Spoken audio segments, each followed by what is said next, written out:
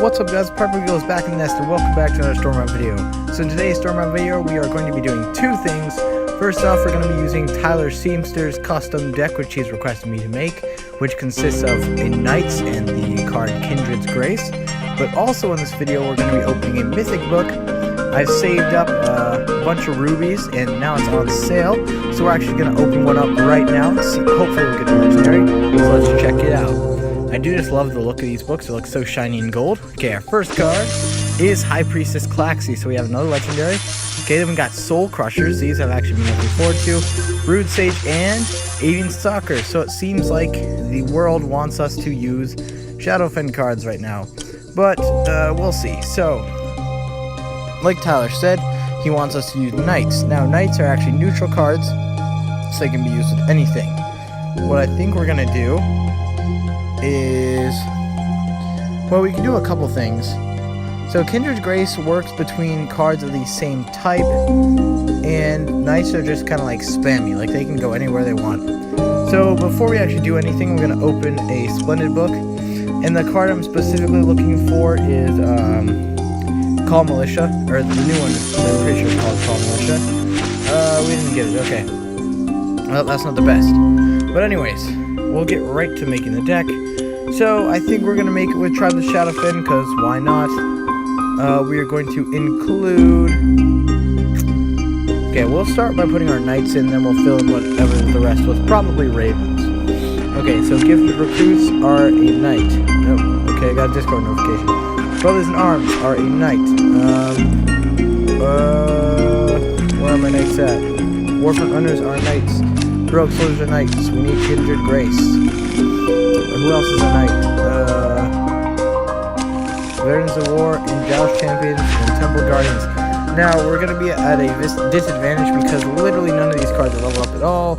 I don't really use Knights that often. So, what we're going to do now, we're going to add some Ravens to our deck, I think. You know, Doobie Tags, Harpies of the Hunt. And actually, what we're going to do, we're going to replace Harpies of the Hunt, I think. Where are they? We're going to replace Harpies of the Hunt with High Priestess Claxi and the Soul Crushers. Now, this deck is pretty expensive, if you'll notice. Not a lot of cheap cards, okay? But what we're going to do, we're just going to go into a battle. Oh, I almost forgot to name it. And we're going to see how it does. Hopefully I'll be able to adjust it. So Tyler Seamster's, I don't think deck is going to fit in. Is my volume on? Yeah, it is. Okay, just stop. Alright, we'll go into a battle and see what happens. We are actually rank 24 at the moment. So that's pretty cool. We're going to try to get to 23 today, maybe even higher. Okay, so he has spawned Pan Heralds. Obviously not a great card to spawn right away. Right now we can't spawn much, so we're going to replace Temple Guardians. Okay, what we're going to do, we'll spawn Dubious Hags just to combat his Pan Heralds. Now, as I said, basically nothing is leveled up in this deck. I think actually nothing is. Yeah, everything's level 1 as far as I know, so we might have a rough time. Okay, so he's using basically a classic Swarm deck.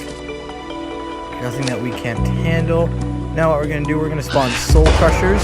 They'll basically just immediately destroy that card and move on. Now his Moonlit Area is going to buff up his guys +1. And then they're going to spawn that Raven Fighter on his side. He's going to spawn some Dread Fawns, which is actually not the worst thing in the world because we can kind of play off of that with some well-placed Witches of the Wild. We're going to replace those guys. What are they called? Joust Champions. Yeah, we're going to spawn Witches of the Wild right here. They'll drain 1 strength from both of those targets and move up. We're going to have to waste 2 mana, unfortunately. He is going to get 2 damage off of the base, 7 so far this is not going very well. Alright, so he's going to buff up his guys and push us. Now, I think that was kind of a bad idea. And as you'll see in a little bit, this is why. So basically what we can do now is we can actually eliminate his back lines. He has nothing now. What we're going to do, we're going to replace Warfront Runners. We don't really need to push up that much right now.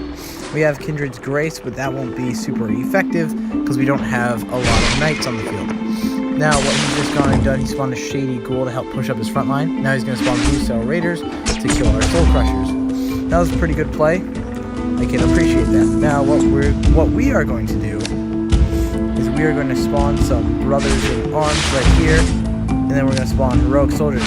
Now, this was a little bit risky for me not to play my Kindred's Grace yet because of the opportunity that he might get to destroy my Knights, but I was willing to take that risk because the overall strength of my units will increase by 2 if I use that Kindred's Grace. And look, it actually did turn out quite well.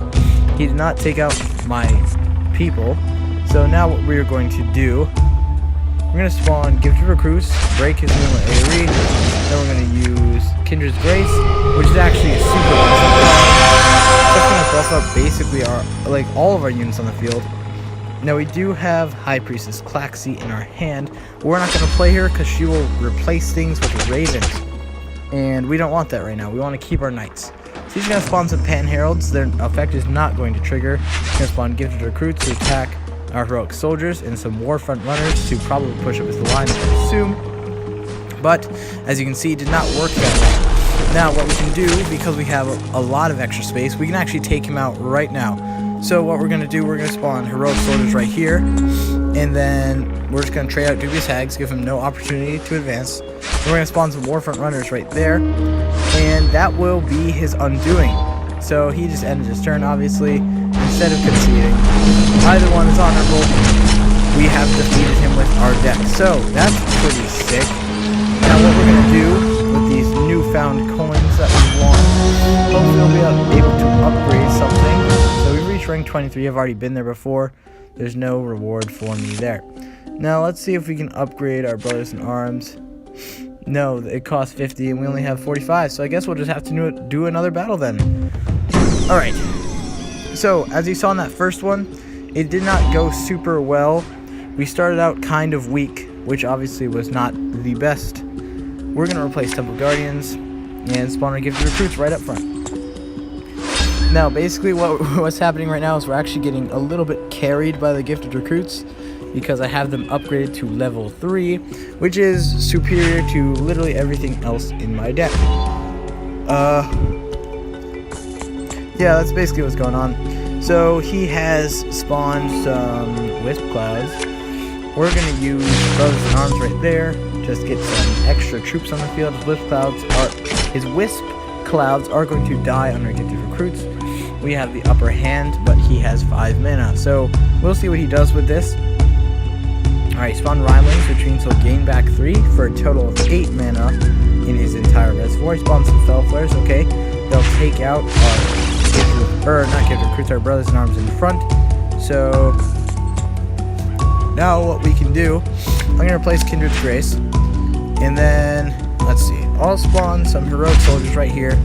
They'll go and take out his Rhymelings. Now, being his turn, he definitely has the upper hand here because we only have one more unit than he does, but he is stronger than us. So, and by stronger I mean he has more mana than us right now. We'll send him a little emote and see if he responds. We'll give him a little wave. No, he's probably not going to respond. Alright, just a little PSA. If you're playing, just respond to emotes. It's super cool. I hate it when people ignore my emotes. It's really just annoying. There's no reason for it. I mean, how much is a tiny emote gonna really mess up your game? You know what I'm saying? Anyways, just respond to emotes if somebody sends one to you. Friendly wave. I always try to send one at every match. I know I forgot to do it last time, but I always try to give an emote. So just do it back. Okay. So he spawned actually a ton of stuff. His personal servers have just buffed up his Fell Flares. Now what we can do is, well, this is not great actually. Okay, what we're gonna do, we're gonna spawn Wolfen Runners, push up our front line, then spawn the Dubious Hags. They'll die and give him a troop back there, which is not good. I think this is a time when our levels are actually gonna matter. They're gonna kind of hurt us a lot actually. So yeah, don't worry, Tyler. Your deck is still pretty good. It's just that I have low levels, so you know. don't discount it right now. We're gonna play Joust Champions, spawn some Veterans of War. Yeah, see, like, they only have 4 guys left instead of the normal 9. Or I think 8 is what they spawn. It goes 8 to 9, then 11. In level order. We'll send him another wave. See if he responds. Nope. I guess he's just gonna go in right for the kill like a beast. So, those Joust Champions are gonna be at our doorstep. Not much we can do about it. We can spawn some Temple Guardians, but they won't stop the Joust Champions. They will prevent damage on the base. Alright, we got 8 health left, but he has the opportunity to defeat us kind of easily at this point. So, alright. Let's spawn Needle Blast. Weaken our troops significantly once again.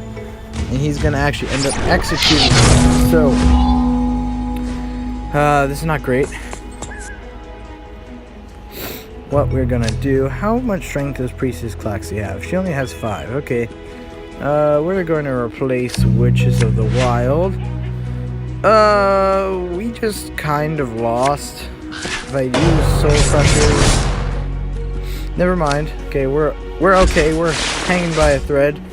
We've got 3 health left, and if he has Joust Champions or Warfront Runners, it is game over for us. Hopefully he doesn't, but it's a possibility. All right, so they spawn Gifted Recruits. I guess it's gonna spawn Temple Guardians. Okay, interesting what he just did there. What we're gonna do in response to that, we're gonna spawn our own Gifted Recruits, and then use the incredibly overpowered Kindred Grace to buff up our entire squad. Alright, so that's pretty good. We're not super far behind anymore. His front line has been pushed back, which is a little bit. That's a good plus for us. But it's still probably not enough to clutch up the entire game. But what he effectively has done is actually blocked himself behind those knights. He used Kindred's Grace like me, except he has level 2. Twice. And he's also spawned some Felflare. So basically he's just building up his backline. Okay. So, as you can probably tell, this is not going super well for us. What we're gonna do, we're just gonna start building up a little defense in the back. Now he's gonna push forward once again. He actually is going to get the opportunity to push past his knights in the front. So I wonder what he'll do with that newfound space. He has taken over the middle row, which is basically the turning point of the game.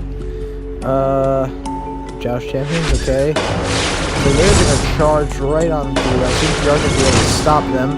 Yeah, there we go, they got stopped. Still has 4 more mana. He's gonna spawn some personal servers.